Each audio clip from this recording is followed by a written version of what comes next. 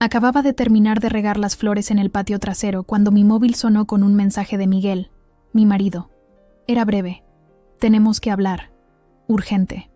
Entré corriendo a casa, confundida y ansiosa, solo para encontrarlo caminando de un lado a otro en la sala como una tormenta a punto de estallar. Su cara estaba pálida, mandíbula tensa, manos temblorosas. ¿Le pegaste a Mateo?, preguntó con voz severa.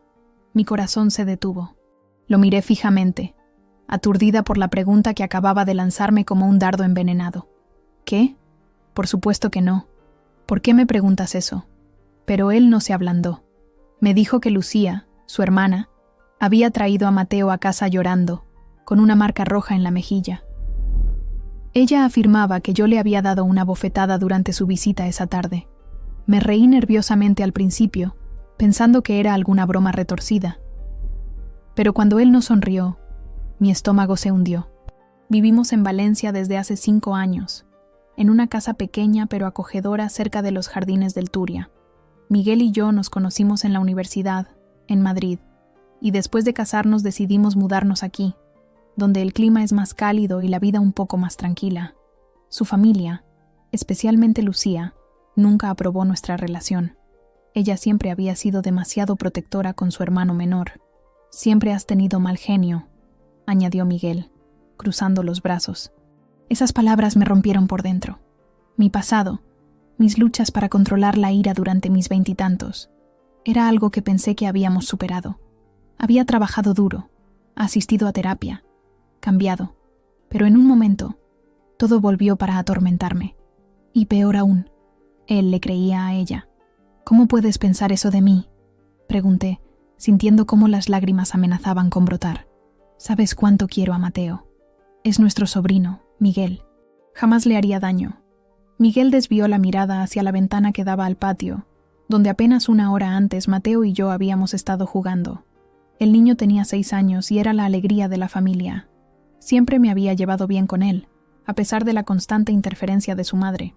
Lucía dice que perdiste los nervios porque Mateo derramó zumo en tu vestido nuevo, el que compraste para la boda de Carmen. Me quedé sin palabras. Era cierto que Mateo había derramado zumo, pero había sido un accidente.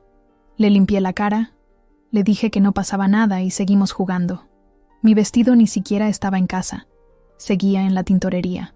Eso es absurdo, respondí finalmente. El vestido ni siquiera está aquí. Además, sabes que nunca me enfadaría por algo así. Pero Miguel no parecía convencido. Se sentó en el sofá, hundiendo la cabeza entre las manos. No sé qué pensar, Elena. Mateo no mentiría sobre algo así. Mateo no está mintiendo, dije, sintiendo cómo la indignación crecía dentro de mí. Está repitiendo lo que su madre le dijo que dijera. Esa noche, Miguel durmió en el sofá. Intenté hablar con él varias veces, pero se mantuvo distante, como si tuviera miedo de mí. Me acosté sola, con un nudo en la garganta y la sensación de que algo se había roto entre nosotros. A la mañana siguiente, llamé a mi amiga Sofía. Nos conocemos desde el instituto, y siempre ha sido mi confidente. Quedamos en una cafetería cerca de la plaza del ayuntamiento. El cielo estaba nublado, amenazando lluvia, como un reflejo de mi estado de ánimo. No puedo creer que Miguel dudara de ti, dijo Sofía después de escuchar mi historia. Después de todo lo que has hecho. Después de cómo has cambiado. Lo sé, respondí, revolviendo mi café sin beberlo. Pensé que me conocía mejor que nadie. ¿Y qué vas a hacer ahora? Esa era la pregunta del millón. ¿Qué iba a hacer? ¿Cómo podía demostrar mi inocencia contra la palabra de un niño de 6 años y su manipuladora madre? No lo sé, Sofía, pero no voy a permitir que me acusen de algo que no hice. Cuando regresé a casa esa tarde, el coche de mi suegra, doña Carmen, estaba aparcado frente a nuestra casa. Mi estómago se retorció en un nudo de ansiedad. Doña Carmen siempre había sido formal conmigo, manteniendo una distancia respetuosa pero fría. Nunca me había aceptado completamente como parte de la familia, y ahora seguramente venía a defender a su hija y a su nieto. Respiré hondo antes de abrir la puerta. Las voces de Miguel y su madre se silenciaron inmediatamente cuando entré. Estaban sentados en la mesa del comedor, tazas de té frente a ellos, como si estuvieran en medio de un consejo de guerra. «Elena», dijo doña Carmen a modo de saludo, sin levantarse. Su voz era fría como el acero. «Doña Carmen», respondí, manteniendo la compostura. No sabía que vendría hoy. «Hay situaciones que requieren la presencia de la familia», respondió ella, enfatizando la palabra familia, como si yo no formara parte de ella. Miguel parecía incómodo, atrapado entre su madre y yo. No dijo nada. Solo miró su taza como si contuviera las respuestas a todos nuestros problemas. «Supongo que ya le ha contado su versión de los hechos», dije, dejando mi bolso sobre una silla. «Miguel me ha informado de la situación», respondió ella con tono formal. «Es muy grave, Elena, muy grave». Sentí que la rabia crecía dentro de mí. Lo que es grave es que se me acuse falsamente de algo tan horrible. Jamás le he puesto una mano encima a Mateo. Nunca. Doña Carmen me miró fijamente, como evaluándome. «Los niños no mienten sobre estas cosas. Los niños repiten lo que les dicen que digan», respondí, sosteniendo su mirada. «Especialmente cuando quien se lo dice es su madre». Un silencio tenso se instaló en la habitación. Afuera, comenzó a llover, gotas pesadas golpeando contra las ventanas. «Elena», dijo finalmente Miguel, «creo que deberíamos tomarnos un tiempo. Quizás sería mejor si te quedaras unos días con tu madre». Sus palabras me golpearon como un puñetazo en el estómago. ¿Me estaba echando de nuestra casa? ¿Me estaba pidiendo que me fuera como si yo fuera la culpable? «No», dije firmemente, sintiendo cómo las lágrimas amenazaban con derramarse. «No voy a irme de mi propia casa por algo que no hice. Si quieres que alguien se vaya, tendrás que ser tú». Miguel intercambió una mirada con su madre. Doña Carmen suspiró dramáticamente. «Siempre tan terca», murmuró. «Esto solo confirma lo que Lucía siempre ha dicho de ti». Esa noche, después de que doña Carmen se fuera, Miguel y yo apenas nos hablamos. La distancia entre nosotros se había convertido en un abismo. Me preguntaba cómo habíamos llegado a este punto. ¿Cómo era posible que el hombre que juró amarme y protegerme ahora me viera como una amenaza? Me acosté temprano, pero no pude dormir. Mi mente daba vueltas, repasando una y otra vez los acontecimientos del día anterior, buscando alguna forma de demostrar mi inocencia. En algún momento de la madrugada, recordé algo. Habíamos instalado una cámara en el patio trasero el mes pasado, después de que encontráramos plantas dañadas y pensáramos que podían ser gatos del vecindario. ¿Habría grabado la cámara lo que realmente sucedió con Mateo? Con ese pensamiento, finalmente me quedé dormida, aferrándome a la esperanza de que la verdad saldría a la luz. Al día siguiente, doña Carmen llegó temprano. Ni siquiera me saludó. Entró con paso firme, su bolso de cuero italiano apretado contra su costado como un escudo, y se sentó en la mesa de la cocina. Miguel la seguía como una sombra obediente. Me dolía verlo así, tan manipulado, tan lejos de ser el hombre que conocí. «Por el bien de la paz familiar», comenzó ella con ese tono frío y distante que reservaba para las confrontaciones. «Creo que lo mejor es que te vayas de casa por ahora». Como si yo fuera una enfermedad que necesitara ser puesta en cuarentena. «No», respondí, manteniendo la voz firme a pesar del nudo en mi garganta. «No voy a irme de mi casa por una mentira. No hice nada». Sus ojos se estrecharon. Esos ojos tan parecidos a los de Miguel, pero sin su calidez habitual. «No podemos ignorar la posibilidad», dijo. Y eso fue todo lo que necesitó para que Miguel asintiera en señal de acuerdo. Sentí que mi mundo se inclinaba peligrosamente. Mi voz tembló, pero mantuve mi posición. «Entonces tendrán que llamar a la policía, porque no me voy a ninguna parte». No llamaron a la policía, pero hicieron algo peor. 2 días después, una mujer de servicios sociales apareció en nuestra puerta. Lucía había presentado una denuncia oficial. Ahora no solo era una paria en mi hogar, estaba bajo investigación. La tarde anterior había intentado hablar con Miguel. Lo encontré sentado en el balcón, mirando hacia la calle. El sol se ponía sobre los tejados de Valencia, tiñendo el cielo de naranja y rosa. En otro tiempo, habríamos disfrutado juntos de esa vista. ¿Realmente crees que le haría daño a Mateo?, pregunté, apoyándome en la barandilla. Miguel no me miró. «No sé qué creer, Elena.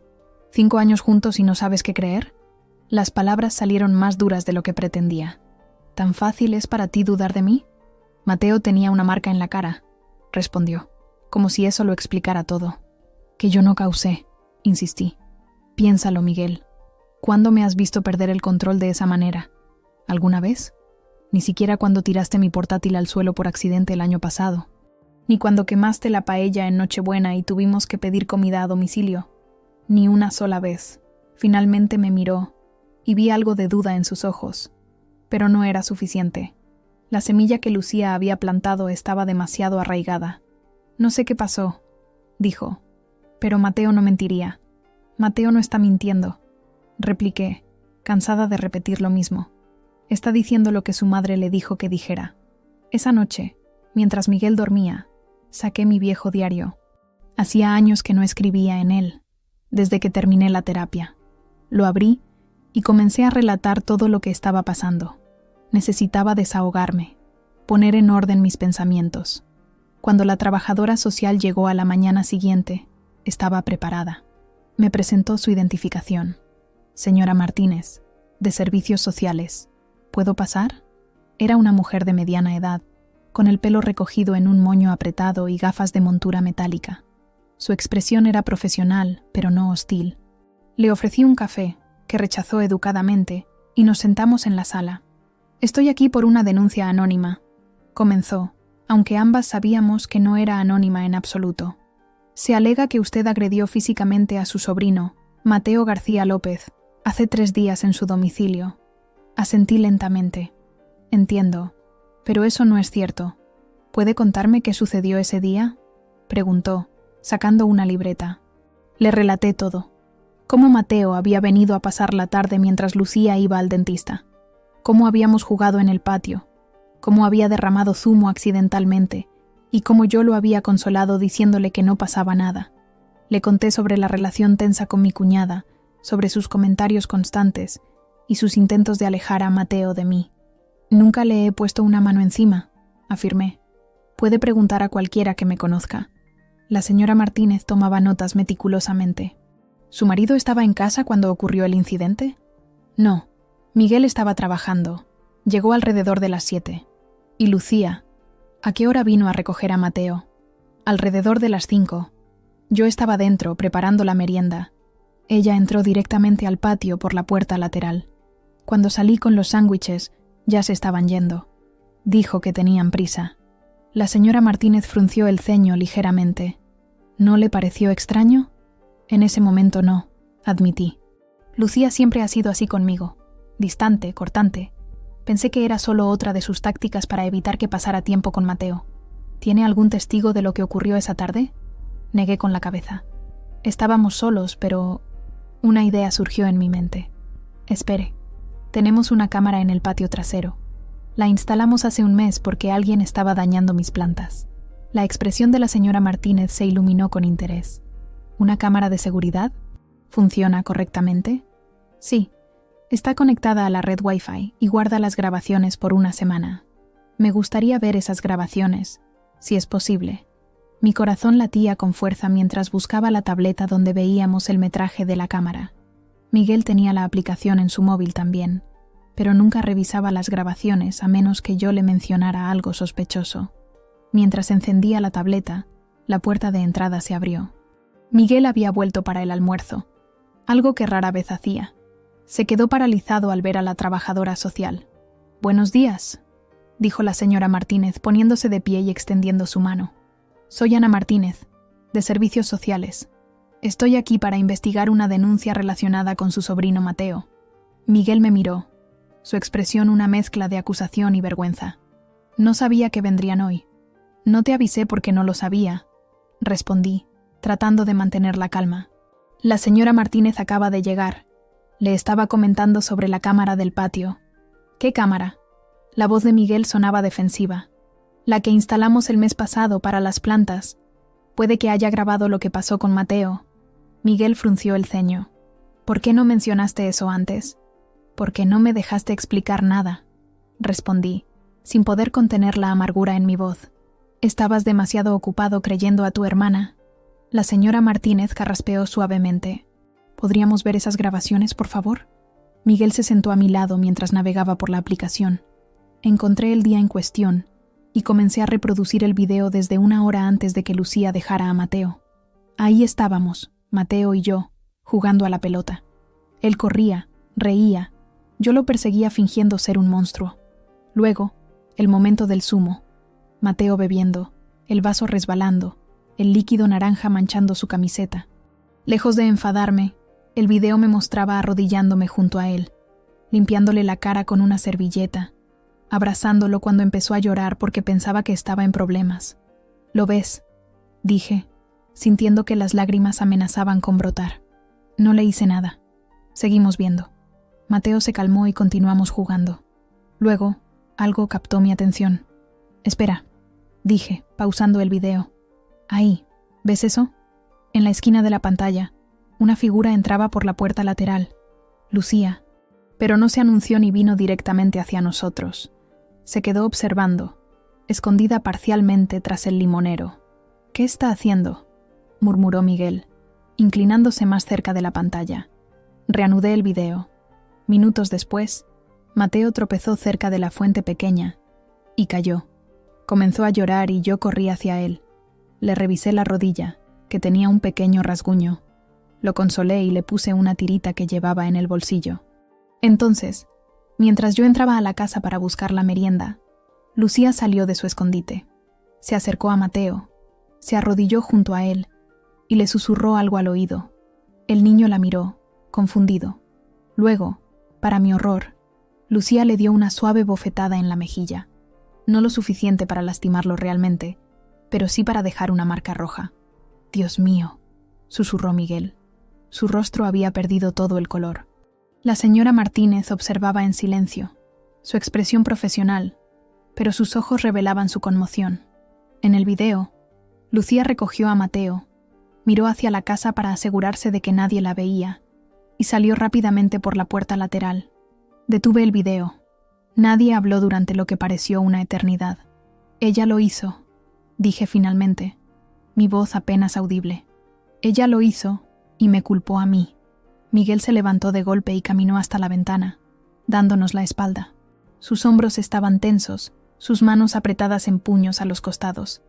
«Necesitaré una copia de esta grabación», dijo la señora Martínez, rompiendo el silencio. «Esto cambia completamente la naturaleza de la investigación». Asentí, demasiado conmocionada para hablar más. Le envié el archivo por correo electrónico mientras ella tomaba más notas. «Señor García», dijo, dirigiéndose a Miguel, ¿conocía usted la existencia de esta grabación? Miguel se volvió lentamente. Su rostro era una máscara de vergüenza y confusión. «No», respondió. «No sabía, no pensé. Su esposa ha sido acusada falsamente de un delito grave», continuó la señora Martínez. «Esta grabación muestra claramente que no solo es inocente, sino que ha sido víctima de una elaborada manipulación». Miguel asintió débilmente. «Lo veo». La señora Martínez cerró su libreta. «Voy a presentar mi informe hoy mismo. La denuncia contra usted, señora García, será desestimada. En cuanto a su cuñada», dejó la frase en el aire, pero el mensaje era claro. Cuando la trabajadora social se fue, el silencio entre Miguel y yo era tan denso que casi podía tocarlo. Me sentía vacía, agotada emocionalmente. La validación de mi inocencia no traía la alegría que esperaba, solo un profundo cansancio. La señora Martínez llamó al día siguiente para informarnos que había abierto una investigación sobre Lucía por presentar una denuncia falsa y por posible maltrato a un menor. Sus palabras resonaban en mi cabeza. Inducir a un niño a mentir sobre abuso es una forma de maltrato psicológico.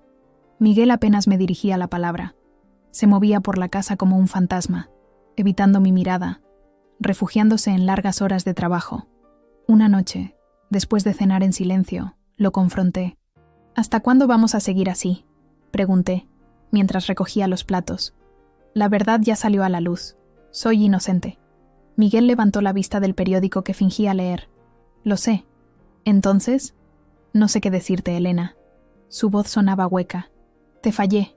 «Sí, lo hiciste», respondí, sin suavizar mis palabras. «Preferiste creer a tu hermana antes que a mí».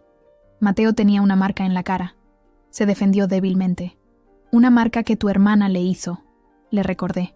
«¿Te has preguntado por qué lo hizo? ¿Por qué me odia tanto?». Miguel guardó silencio por un momento. Luego, con voz baja, admitió: «Siempre ha sido muy posesiva conmigo.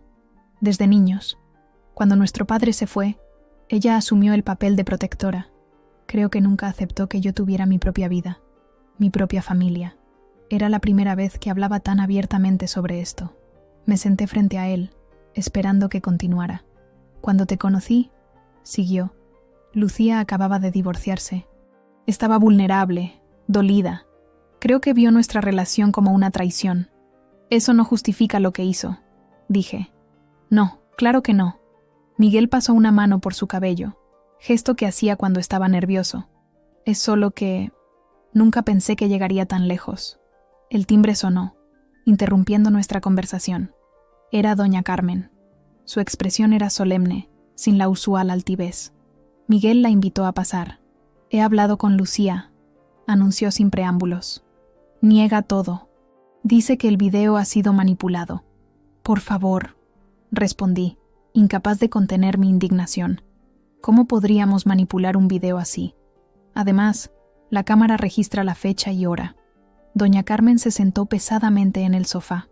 Por primera vez desde que la conocía, parecía realmente su edad. No sé qué pensar. Es mi hija. Y yo soy su nuera, respondí. La persona que su hijo eligió para compartir su vida. ¿Eso no significa nada para usted? Un silencio incómodo llenó la sala. Finalmente, doña Carmen habló de nuevo. Siempre supe que Lucía era difícil. Después de que Antonio nos dejara, se volvió muy protectora con Miguel. Quizás demasiado. ¿Quizás? No pude evitar el sarcasmo en mi voz. Elena, intervino Miguel con tono conciliador. No, Miguel. Tu madre necesita escuchar esto. Tu hermana me ha acusado de algo terrible. Ha manipulado a Mateo. Lo ha usado como un peón en su juego retorcido. ¿Y tú? Me volví hacia doña Carmen. Usted vino aquí a exigir que me fuera de mi propia casa, sin darme siquiera el beneficio de la duda.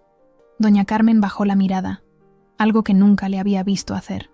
Tienes razón, admitió en voz baja. Me equivoqué. Esas palabras, tan simples pero tan inesperadas, me dejaron sin habla por un momento. Lucía siempre ha sido mi preocupación, continuó. Desde pequeña fue intensa. Cuando su padre nos abandonó, ella tenía 14 años. Se convirtió en una segunda madre para Miguel, que solo tenía 8. Creo que nunca superó ese papel. Eso no excusa sus acciones, dije, más calmada ahora. No, no lo hace. Doña Carmen sacó un pañuelo de su bolso y se secó discretamente una lágrima. He llamado a los servicios sociales. Les he dicho que quiero hablar con ellos sobre Lucía y Mateo. Eso me sorprendió. ¿Por qué? Porque temo que Mateo no esté seguro con ella. Si es capaz de manipularlo así... No terminó la frase, pero no era necesario. Los tres sabíamos lo que implicaba. Esa noche, después de que doña Carmen se fuera, Miguel y yo nos sentamos en el balcón. La noche era cálida, típica del verano valenciano. Las luces de la ciudad brillaban a lo lejos. Lo siento, dijo finalmente rompiendo el silencio. Debí confiar en ti. Sí, debiste hacerlo, respondí. No estaba lista para perdonarlo tan fácilmente. No sé cómo arreglar esto. No estoy segura de que se pueda arreglar, Miguel. Has herido algo fundamental en nuestra relación. La confianza. Se quedó callado un largo rato. ¿Quieres que me vaya?, preguntó finalmente. Consideré su pregunta seriamente. Una parte de mí quería decir sí, hacer que sintiera el dolor del rechazo que yo había sentido. Pero otra parte, quizás más sabia, sabía que eso no arreglaría nada. No, respondí. No quiero que te vayas. Quiero que reconstruyamos lo que teníamos, pero va a tomar tiempo. La mañana siguiente, la señora Martínez volvió, esta vez acompañada por otro trabajador social, un hombre de aspecto amable llamado Roberto Velasco.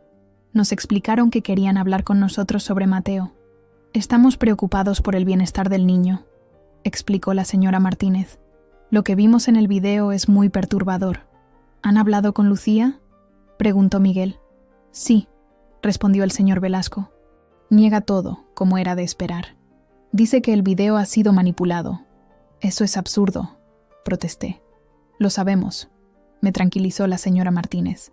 Hemos verificado la autenticidad del video con expertos técnicos. Es genuino. ¿Y Mateo?, preguntó Miguel. ¿Han hablado con él? Los trabajadores sociales intercambiaron una mirada. Sí, respondió el señor Velasco. Fue revelador.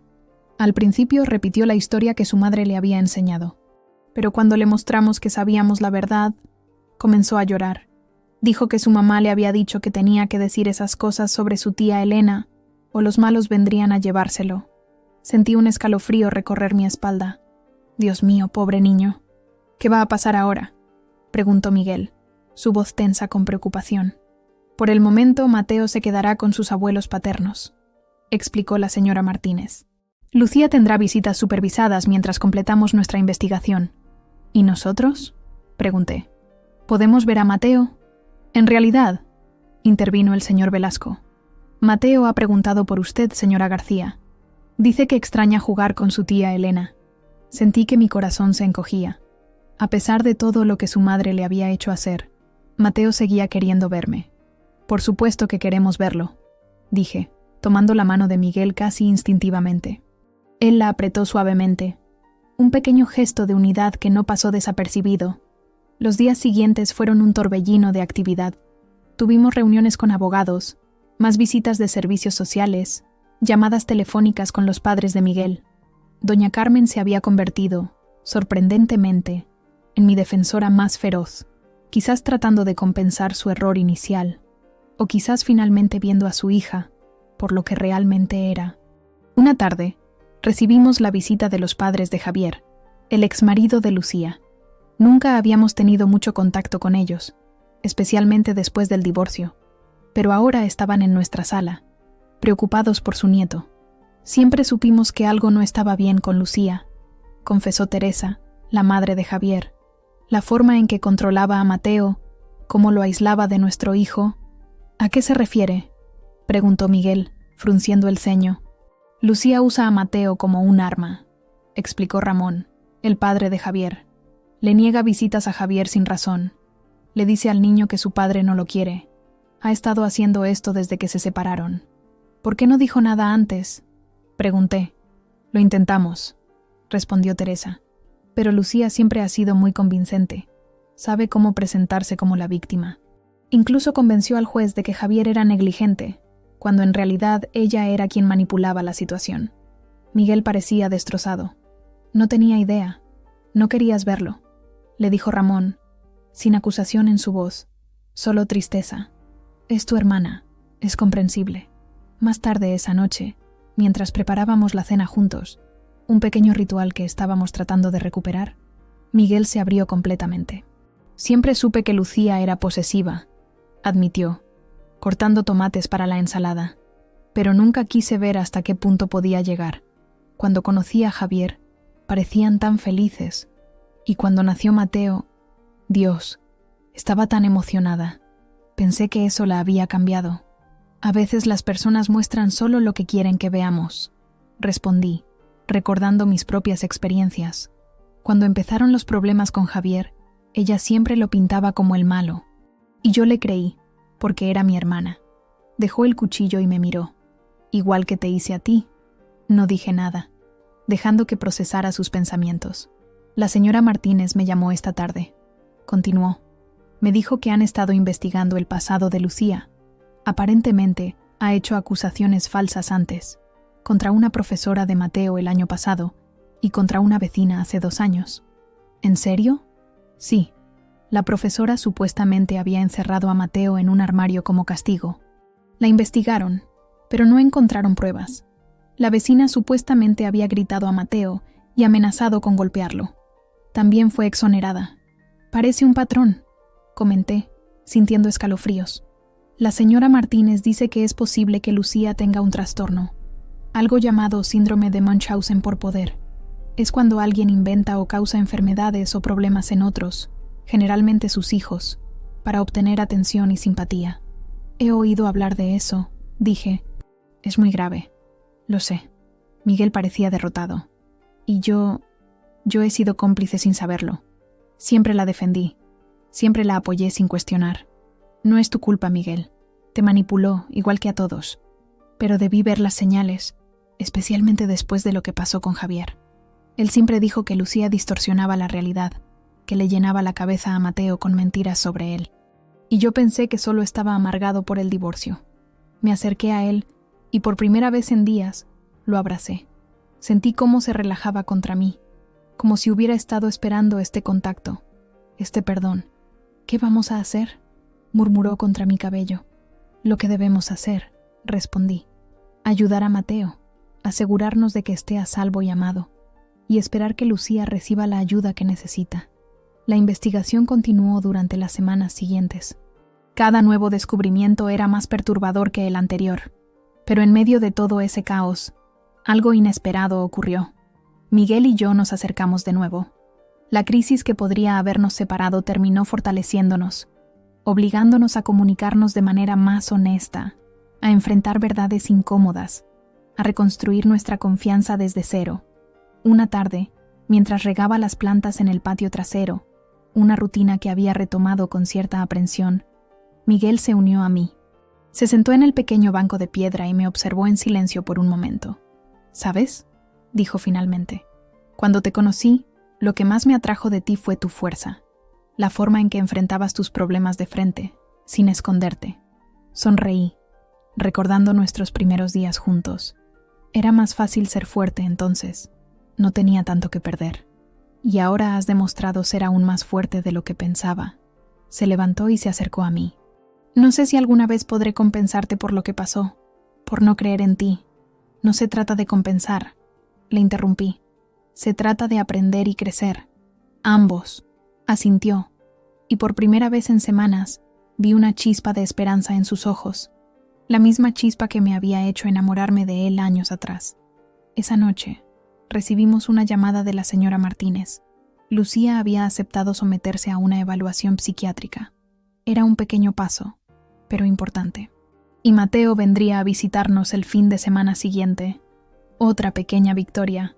Mientras nos preparábamos para dormir, pensé en todo lo que había sucedido, en cómo una mentira había estado a punto de destruir mi vida, mi matrimonio, mi lugar en esta familia. Pero también pensé en la verdad, y en cómo había salido a la luz, brillante e innegable. Las cicatrices quedarían, sin duda. La confianza, una vez rota, nunca vuelve a ser exactamente igual, pero quizás podía ser diferente. Más fuerte en los lugares donde se había roto, como esa antigua técnica japonesa de reparar cerámica con oro. «¿En qué piensas?», preguntó Miguel, deslizándose bajo las sábanas a mi lado. «En el kintsugi», respondí. «El arte de reparar lo roto con oro, haciendo que las cicatrices sean parte de la belleza del objeto». Me miró con curiosidad. «¿Crees que eso es lo que estamos haciendo? ¿Repararnos con oro?». «Eso espero», dije, apoyando mi cabeza en su hombro. «Eso espero». Afuera, Valencia dormía bajo un cielo estrellado. En algún lugar, Mateo también dormía, quizás soñando con jugar en nuestro patio de nuevo. Y por primera vez en lo que parecía una eternidad, me permití creer que todo estaría bien. El fin de semana llegó con un cielo despejado y ese aire mediterráneo que siempre me había enamorado de Valencia. Mateo vendría a visitarnos por primera vez desde el incidente. Pasé toda la mañana limpiando la casa, horneando galletas de chocolate, sus favoritas, y preparando su habitación. Miguel me observaba con una mezcla de admiración y culpa. «No tienes que esforzarte tanto», me dijo mientras yo cambiaba las sábanas por unas con estampados de superhéroes. «Quiero que se sienta como en casa», respondí sin detenerme. «Ha pasado por mucho». Miguel se acercó y me abrazó por la espalda. «Eres increíble. ¿Lo sabías? Después de todo lo que ha pasado, sigues preocupándote por él». «No es culpa de Mateo», dije, girándome para mirarlo. «Es solo un niño atrapado en los juegos de su madre». El timbre sonó a las 11 en punto. Era doña Carmen con Mateo. El niño se quedó en el umbral, dudando, mirándome con una mezcla de miedo y esperanza. Mi corazón se encogió. «Hola, Mateo», dije suavemente, arrodillándome para estar a su altura. «¿Quieres ver qué preparé para ti?». Miró a su abuela, quien asintió con una sonrisa alentadora. Entonces, para mi sorpresa, corrió hacia mí y me abrazó con fuerza. «Lo siento, tía Elena», sollozó contra mi hombro. «Mamá dijo que tenía que mentir, o los hombres malos vendrían a llevarme». Lo abracé, conteniendo mis propias lágrimas. «No pasa nada, cariño. No fue tu culpa. Pasamos la mañana jugando en el patio. el mismo lugar donde todo había ocurrido. Pero ahora, en lugar de sombras y sospechas, había risas y galletas de chocolate. Mateo parecía más relajado con cada hora que pasaba. Durante la comida, incluso bromeó con Miguel, algo que no había hecho en meses. Después de comer, mientras Mateo veía dibujos animados, la señora Martínez llamó. «Tengo noticias», dijo. «La evaluación psiquiátrica de Lucía está completa. El diagnóstico es complejo, pero confirma nuestras sospechas. Presenta un trastorno de personalidad con rasgos de manipulación patológica y lo que los médicos llaman comportamiento de fabricación, similar al síndrome de Munchausen por poder». «¿Qué significa eso para Mateo?», preguntó Miguel, que escuchaba por el altavoz. «El juez ha decidido mantener la custodia temporal con los abuelos, con visitas supervisadas para Lucía, siempre que continúe con su tratamiento. Y...» hizo una pausa. «Javier ha solicitado la revisión de la custodia». «¿Javier?». Miguel parecía sorprendido. «Pensé que se había mudado a Barcelona». «Ha vuelto», explicó la señora Martínez. «Dice que siempre supo que algo no estaba bien, pero que Lucía lo había alejado tanto de Mateo que temía hacerle más daño luchando. Ahora, con todas estas evidencias». Después de colgar, Miguel se sentó pesadamente en una silla. «No puedo creer que no vi lo que estaba pasando. Javier siempre dijo que Lucía no le permitía ver a Mateo, que le ponía al niño en contra. Yo pensé que solo quería evitar pagar la manutención. No te culpes», dije, aunque una parte de mí aún resentía su falta de confianza inicial. «Lucía ha engañado a mucha gente durante mucho tiempo». Esa noche, después de acostar a Mateo, nos sentamos en el balcón. Las luces de la ciudad brillaban a lo lejos, y el aire olía ligeramente a jazmín y mar. «Hay algo que no entiendo», dije, rompiendo el silencio. «¿Por qué Lucía me eligió a mí como blanco? ¿Por qué fabricar esta acusación precisamente ahora?». Miguel suspiró. «He estado pensando en eso. Creo que fue porque le dije que estábamos considerando tener un hijo». Me quedé helada. Habíamos hablado de ampliar nuestra familia justo antes de que todo esto ocurriera. «¿Se lo contaste?». «Sí, durante una comida familiar. Parecía feliz por nosotros. Pero ahora...». Dejó la frase en el aire. «Ahora piensas que no lo estaba», completé. «La psiquiatra dijo que personas con su trastorno a menudo tienen miedo de perder el control o la atención. Quizás pensó que un bebé me alejaría más de ella, que cambiaría nuestra dinámica familiar. Así que decidió destruir nuestro matrimonio antes de que eso pudiera ocurrir», concluí, sintiendo un escalofrío.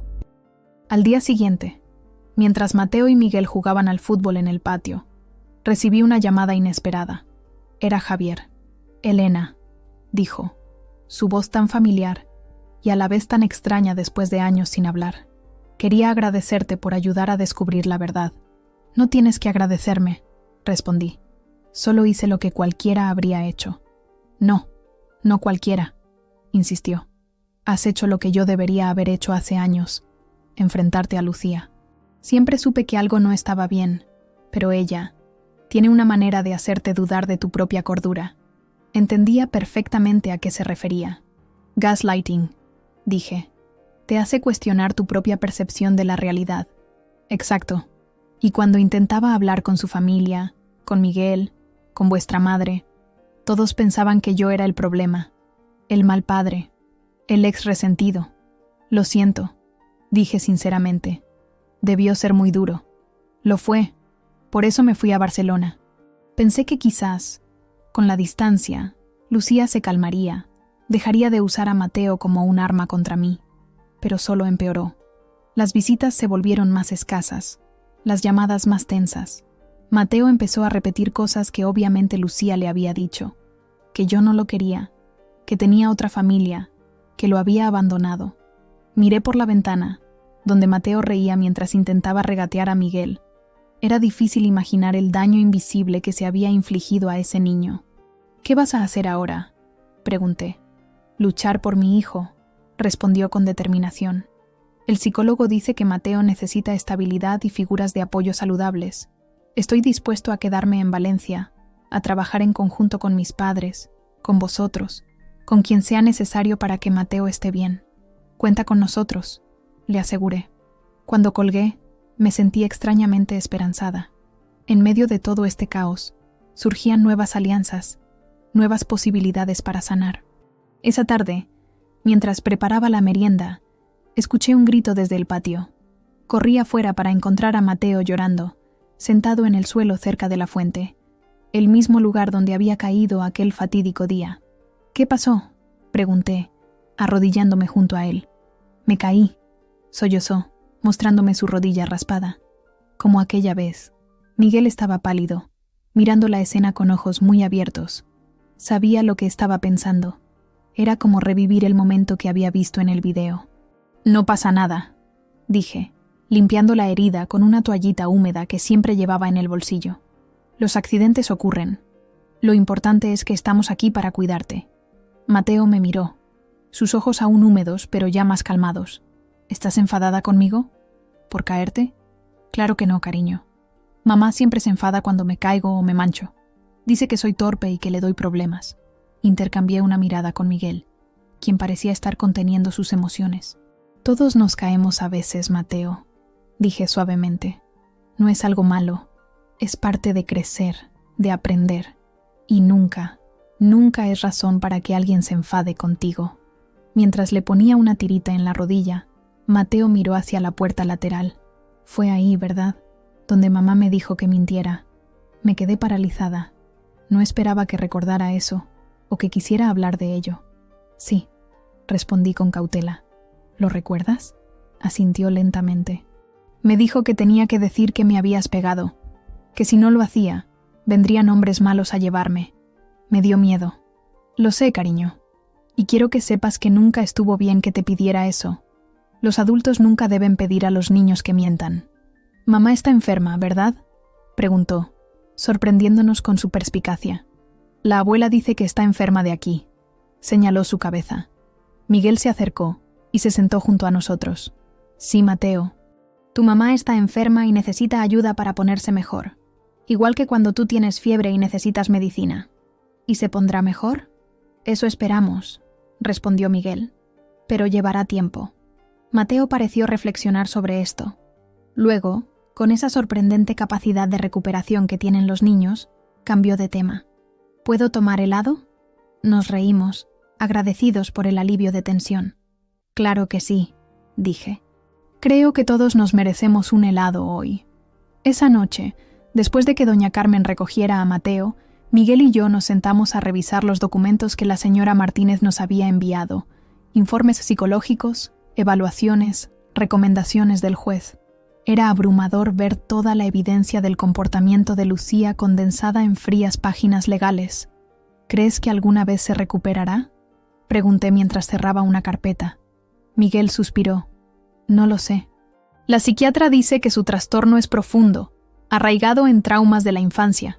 Aparentemente nuestro padre fue mucho más abusivo de lo que yo recuerdo». «Eras muy pequeño cuando se fue», señalé. «Sí, pero Lucía tenía 14 años. Ella vio y vivió cosas que yo no». Pasó una mano por su cabello, gesto que hacía cuando estaba estresado. No justifica lo que hizo, pero ayuda a entenderlo. Me acerqué y tomé su mano. Por primera vez en semanas, sentí que estábamos verdaderamente juntos en esto, no como adversarios, sino como aliados enfrentando una situación difícil. «¿Sabes qué es lo más extraño?», dijo, entrelazando sus dedos con los míos. «Siento como si estuviera de luto, no por lo que pasó, sino por la hermana que creí tener. La persona que pensé que era Lucía nunca existió realmente. Es una pérdida», coincidí. «Y tienes derecho a sentirla». Nos quedamos en silencio un momento, contemplando todo lo que había cambiado en tan poco tiempo. Nuestro matrimonio, nuestra familia, nuestras creencias sobre las personas que pensábamos conocer. «Tengo miedo», admitió Miguel finalmente. «¿De qué?». «De que esto nos haya cambiado para siempre. De que nunca puedas perdonarme completamente por no creer en ti». No respondí inmediatamente. Era una pregunta difícil, una que yo misma me había estado haciendo. «No sé si se trata de perdonar», dije al fin. «Creo que se trata de reconstruir, de crear algo nuevo a partir de lo que quedó». «¿Y crees que podemos hacerlo?». Miré por la ventana, hacia el patio donde todo había comenzado. Las rosas que había estado regando el día de la acusación ahora florecían plenamente, rojas y vibrantes contra el verde del jardín. «Sí», respondí. Creo que podemos. Una semana después, la señora Martínez nos pidió que asistiéramos a una reunión en su oficina. El edificio de servicios sociales era un bloque gris y funcional en el centro de Valencia, con pasillos largos iluminados por luces fluorescentes que zumbaban suavemente. Mientras esperábamos, Miguel apretaba mi mano con fuerza. «Gracias por venir», dijo la señora Martínez, invitándonos a pasar a una pequeña sala de reuniones. Para nuestra sorpresa, Javier ya estaba allí, junto con el señor Velasco y una mujer que no conocíamos. Esta es la doctora Soto, la psiquiatra que ha estado evaluando a Lucía.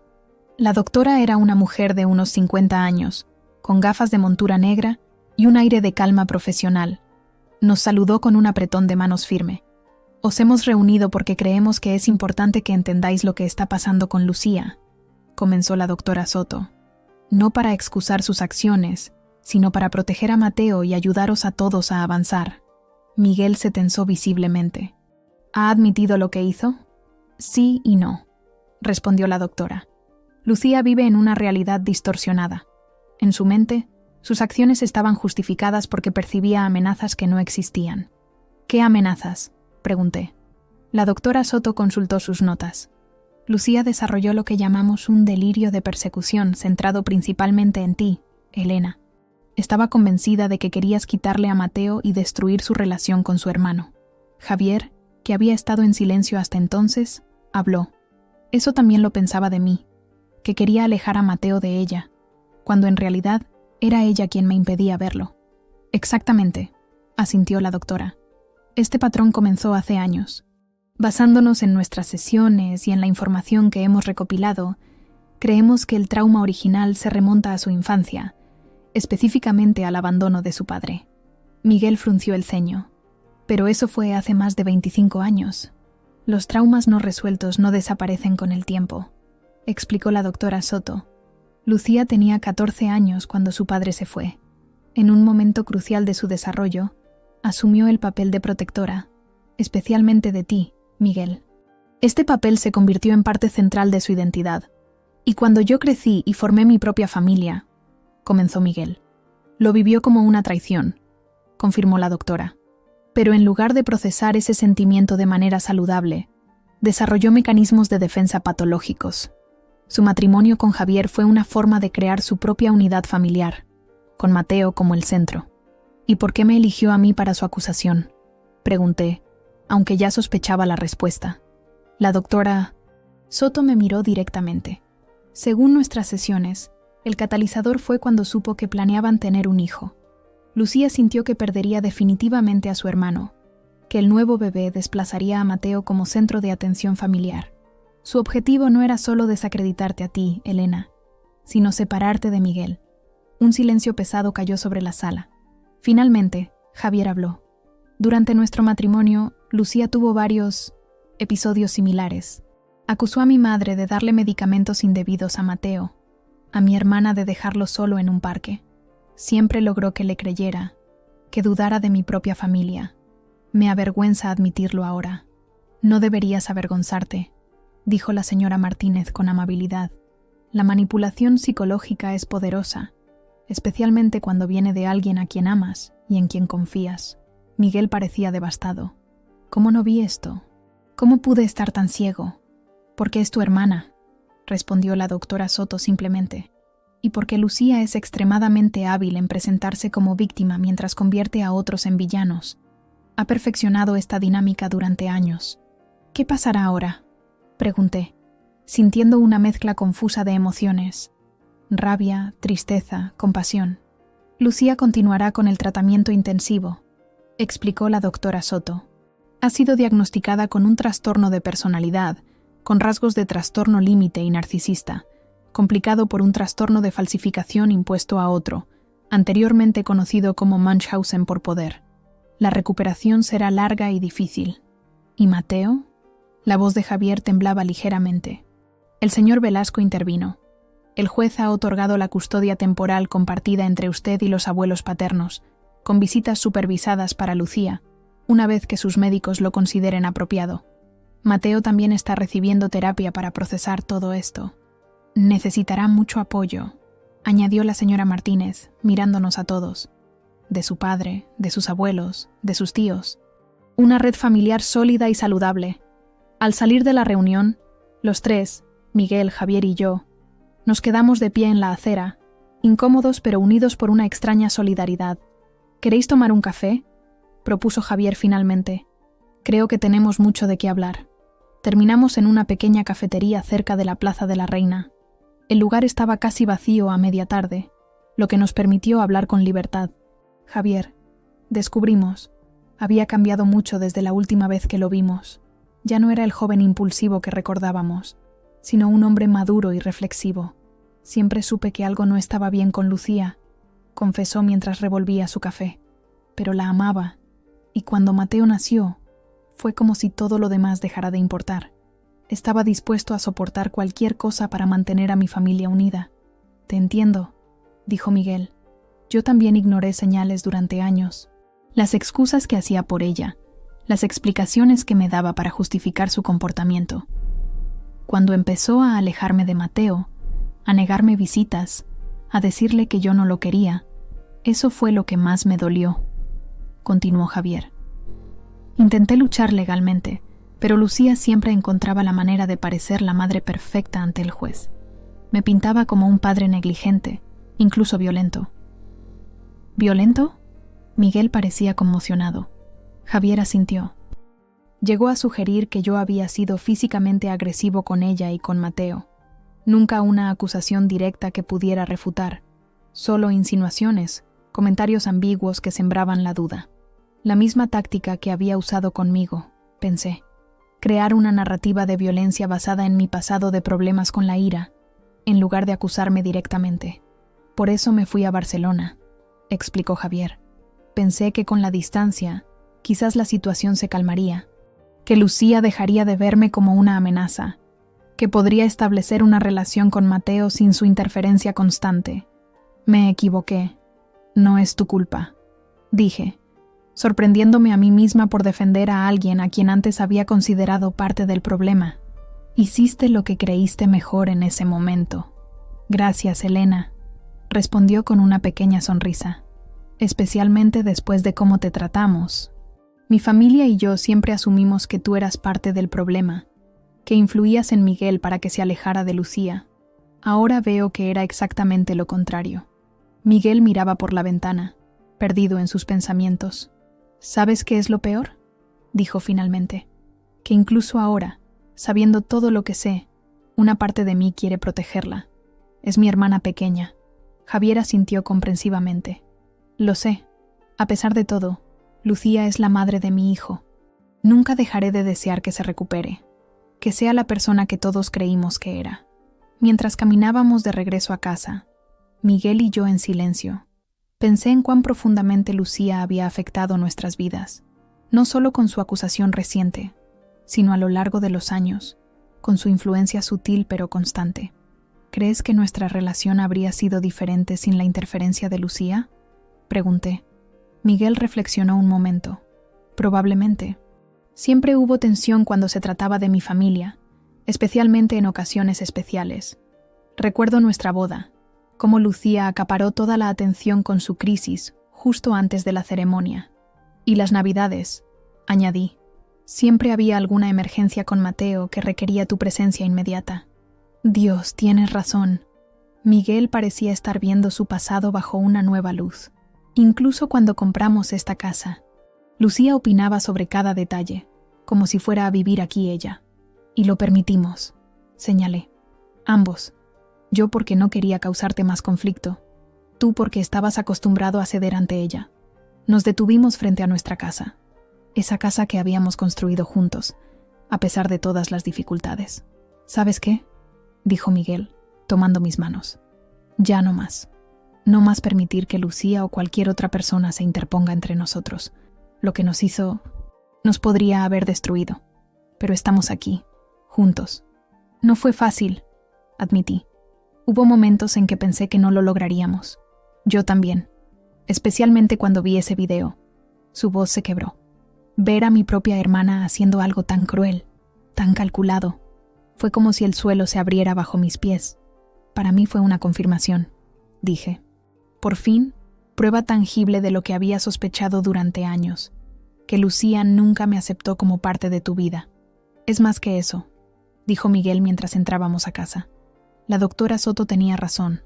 Para Lucía, tú representabas una amenaza a su control sobre mí, y cuando supo que queríamos tener un hijo, fue la gota que colmó el vaso, completé su frase. Esa noche, después de cenar, nos sentamos en el sofá con una botella de vino, algo que no hacíamos desde antes de la acusación. La familiaridad del ritual, Miguel escogiendo la música, yo encendiendo las velas, me llenó de una extraña mezcla de nostalgia y esperanza. ¿Todavía lo quieres?, preguntó Miguel de repente. ¿El qué? Un bebé. Formar una familia.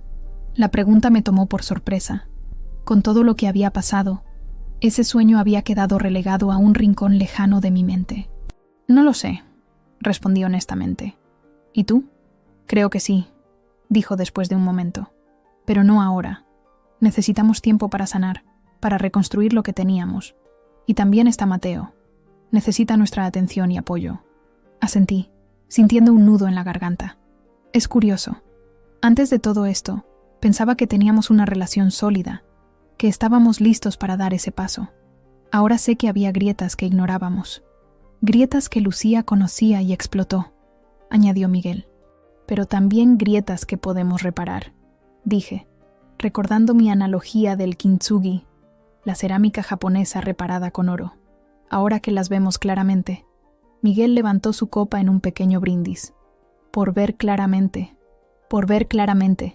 repetí, chocando suavemente mi copa contra la suya.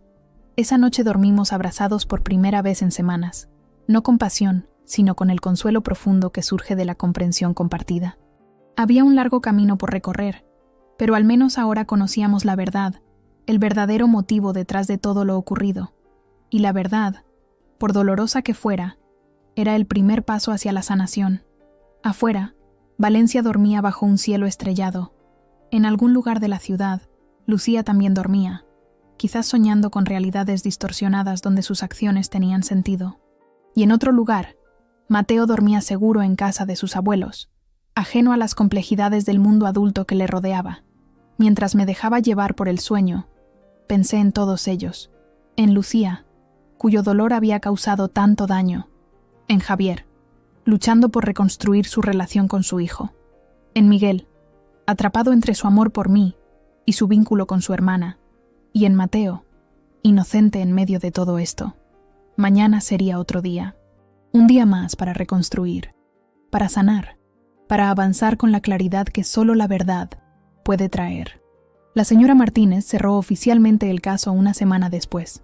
Nos entregó un informe detallado que exoneraba completamente mi nombre y documentaba la falsedad de la acusación de Lucía. Aunque era un alivio, el documento oficial en mis manos se sentía extrañamente anticlimático. Un papel no podía borrar las semanas de angustia, las noches de insomnio, las miradas de duda. ¿Qué piensas hacer con esto?, preguntó Miguel mientras guardaba el informe en un cajón de nuestro escritorio. Guardarlo, respondí, por si alguna vez vuelve a ocurrir algo similar. Miguel se estremeció ante la idea. No volverá a pasar, te lo prometo. Quería creerle. De verdad que sí. Pero la confianza, una vez rota, no se repara con promesas. Se reconstruye lentamente, día a día, acción tras acción. El caso contra Lucía tomó un giro inesperado. En lugar de enfrentar cargos criminales, el juez ordenó tratamiento psiquiátrico obligatorio. La fiscalía había considerado acusarla de presentar una denuncia falsa y de maltrato psicológico a un menor, pero los informes médicos fueron concluyentes. Lucía no era plenamente consciente de la gravedad y las consecuencias de sus acciones. No sé cómo sentirme al respecto, confesé a Sofía durante uno de nuestros cafés semanales. Una parte de mí quiere justicia, quiere que pague por lo que hizo, pero otra parte ¿siente compasión?, sugirió mi amiga. No exactamente compasión, es más complicado. Es como entender que está enferma sin excusar lo que hizo. Sofía asintió. Es la respuesta más sana, creo yo. El resentimiento solo te haría daño a ti misma. Era cierto. El odio es un veneno que uno bebe esperando que dañe a otro. Mientras tanto, Mateo comenzó a pasar más tiempo con nosotros. Con Lucía en tratamiento y Javier adaptándose de nuevo a Valencia, establecimos una rutina donde el niño venía a nuestra casa los sábados. Miguel y yo redescubrimos la alegría de esos días, las risas en el parque, las palomitas durante las películas de dibujos, los helados en la Plaza de la Reina. «Tía Elena», me dijo Mateo un día mientras caminábamos por los jardines del Turia, «¿Mamá ya no me quiere?». Me detuve, sorprendida por la pregunta. Miguel, que iba unos pasos adelante, se volvió para mirarnos. «Claro que te quiere, cariño», respondí, arrodillándome para estar a su altura. «Tu mamá te quiere muchísimo». «Entonces, ¿por qué no puedo verla? Papá dice que está enferma, pero no en el hospital». «No lo entiendo». Intercambié una mirada con Miguel, buscando ayuda. Él se acercó y se agachó junto a mí. «Mateo», dijo con voz suave, «tu mamá está en un lugar especial donde los médicos la ayudan a sentirse mejor. No es como un hospital normal con camas y enfermeras. Es más bien como una escuela para adultos que necesitan aprender a ver las cosas de otra manera». Mateo frunció el ceño, procesando esta información. «¿Como cuando yo voy al psicólogo y hablamos de mis sentimientos?» «Exactamente», confirmé, sorprendida por su perspicacia. «Solo que tu mamá necesita hacerlo durante más tiempo». «¿Y cuándo volverá a casa?», la pregunta que todos temíamos. Miguel suspiró. «No lo sabemos con certeza, Mateo. Podría ser bastante tiempo. Pero mientras tanto, tienes a tu papá, a tus abuelos, a nosotros. Todos te queremos mucho y vamos a cuidar de ti». Mateo asintió, aparentemente satisfecho con esta respuesta. Luego, con esa capacidad asombrosa de los niños para cambiar de tema, preguntó: «¿Podemos ir a los columpios ahora?». Mientras lo veíamos correr hacia el área de juegos, Miguel tomó mi mano. «Lo estamos haciendo bien, ¿verdad?». «Eso creo», respondí. «Es un niño fuerte, y tiene a mucha gente que lo quiere, incluyéndonos a nosotros», dijo apretando mi mano. «Especialmente a nosotros», confirmé. Las semanas se convirtieron en meses. El verano dio paso al otoño, y el otoño al invierno. Valencia se transformó con las estaciones, y nosotros también. Miguel y yo asistíamos a terapia de pareja, aprendiendo a comunicarnos mejor, a abordar los problemas subyacentes que la crisis con Lucía había expuesto. «¿Cómo describirías tu relación actual con Miguel?», me preguntó nuestra terapeuta Carmela, durante una sesión a principios de diciembre. Reflexioné antes de responder. «Más honesta, más consciente. Ya no damos nada por sentado. Es como si hubiéramos reconstruido desde los cimientos», añadió Miguel. «Antes teníamos una casa bonita pero con grietas ocultas. Ahora tenemos algo más sólido, aunque todavía estamos colocando ladrillos». Carmela sonrió. «Esa es una buena analogía. ¿Y qué hay de Lucía? ¿Cómo manejan esa situación ahora?». Miguel se tensó ligeramente, como siempre que surgía el tema de su hermana. «Sigo visitándola una vez al mes. Los médicos dicen que está progresando, aunque lentamente. Reconoce que fabricó la acusación contra Elena, pero aún tiene dificultades para entender completamente por qué lo hizo». «¿Y tú, Elena? ¿Has tenido algún contacto con ella?». Negué con la cabeza. «No. Los médicos consideran que no es aconsejable por ahora. Y honestamente, no estoy segura de estar lista para eso». «Es comprensible», asintió Carmela. «El perdón tiene su propio ritmo. No puede forzarse». El perdón. Era una palabra que había estado rondando en mi mente durante meses. ¿Podía perdonar a Lucía por lo que hizo? ¿Podía perdonar completamente a Miguel por dudar de mí? ¿Podía perdonarme a mí misma por los momentos de rabia y resentimiento que aún sentía a veces? La Nochebuena llegó, trayendo consigo la cálida tradición familiar española. Este año, la celebrábamos en casa de los padres de Miguel. Doña Carmen había insistido, como una forma de disculparse por su comportamiento durante la crisis. La casa estaba bellamente decorada, con un Belén elaborado en el salón y luces tintineantes en todas las ventanas. «Elena, querida», me saludó doña Carmen al llegar, abrazándome con una calidez que nunca antes había mostrado. «Estás preciosa». «Gracias, doña Carmen», respondí, aún no acostumbrada a esta nueva dinámica entre nosotras. «Por favor, llámame Carmen», insistió. «Creo que ya es hora de dejar las formalidades, ¿no crees?». La cena fue sorprendentemente agradable. Mateo estaba radiante. corriendo entre los adultos, mostrando sus juguetes nuevos. Javier había traído a Claudia, una profesora de música que había conocido recientemente. Los padres de Javier charlaban animadamente con Carmen y su marido Antonio, que había regresado de un viaje de negocios justo a tiempo para las fiestas. En un momento de la noche, me encontré a solas en la cocina con Carmen, ambas preparando el postre. «Quería hablar contigo en privado», dijo ella, su voz más suave de lo habitual. «Para pedirte perdón, de verdad. Mi comportamiento fue imperdonable». «Ya hemos hablado de esto, Carmen», respondí, incómoda con su tono formal. «Sí, pero necesito que entiendas algo». Dejó de cortar el turrón y me miró directamente. Cuando Lucía vino con esa acusación, una parte de mí supo que algo no encajaba. «Te había visto con Mateo muchas veces. Sabía lo buena que eras con él, pero era tu hija», completé. «Sí, y toda mi vida he tenido un punto ciego cuando se trata de Lucía, siempre justificando, siempre excusando, incluso cuando su matrimonio fracasó, incluso cuando alejó a Javier de Mateo. Siempre encontraba una manera de ver a Lucía como la víctima. «Es comprensible», dije. «Es tu hija, pero tú también eres mi familia ahora», insistió tomando mis manos. «Y te fallé terriblemente. Os fallé a todos, incluida a Lucía. Quizás si hubiera sido más firme con ella antes, si no hubiera permitido ciertos comportamientos». «No te culpes», la interrumpí. «Lucía tiene una enfermedad grave. No es culpa tuya». Carmen asintió, aunque no parecía convencida. «Los médicos dicen que su trastorno tiene raíces en su infancia, en cómo manejamos la partida de Antonio. Me pregunto si podríamos haber hecho algo diferente». No supe qué responder. ¿Quién puede saber realmente cómo nuestras acciones moldean el futuro de quienes amamos? Lo importante ahora, dije finalmente, es que Lucía está recibiendo la ayuda que necesita y que Mateo está seguro y amado. «Gracias a ti», dijo Carmen. «A pesar de todo lo que pasó, sigue siendo una tía maravillosa para él. No sé si yo habría tenido esa generosidad». Regresamos al salón con los postres, donde Miguel y Javier estaban en medio de una animada discusión sobre fútbol. Mateo dormitaba en el sofá, exhausto después de la emoción del día. Verlos a todos juntos, riendo y compartiendo, me llenó de una extraña mezcla de gratitud y melancolía.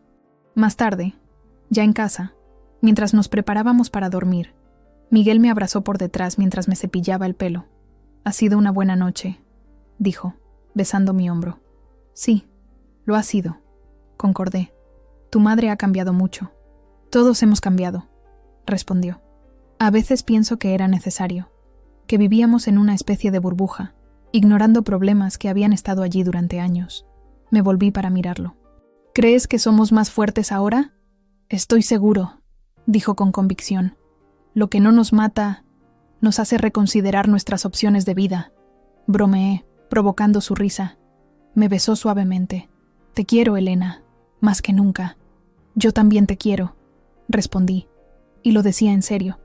Esa noche, mientras Miguel dormía a mi lado, pensé en todo lo que habíamos atravesado, en cómo una mentira había estado a punto de destruir nuestra vida, nuestro matrimonio, mi lugar en esta familia. Pero también pensé en la verdad, y en cómo había salido a la luz, brillante e innegable. Las heridas aún estaban ahí, cicatrizando lentamente.